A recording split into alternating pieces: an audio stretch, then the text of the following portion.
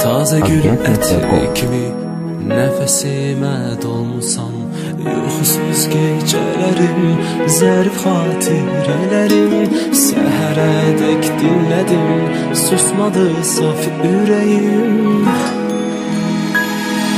Sızladırsan qəlbimi, həzin bir nəğmə kimi, yazılmasan könlümə ən gözəl kəlmə kimi. Gözlərim dilə gəlib, tək səninlə danışır, səndən başqa heç bir kəs anlamaz bu sevgimi.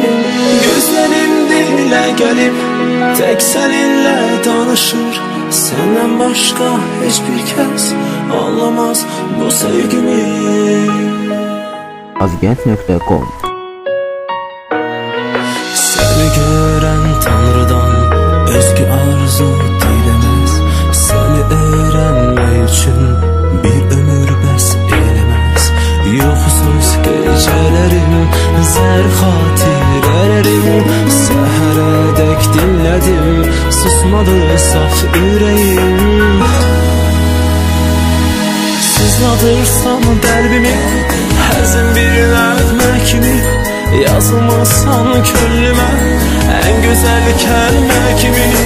Gözlərim dilə gəlib, tək səninlə danışır, səndən başqa heç bir kəs anlamaz bu sevgimi.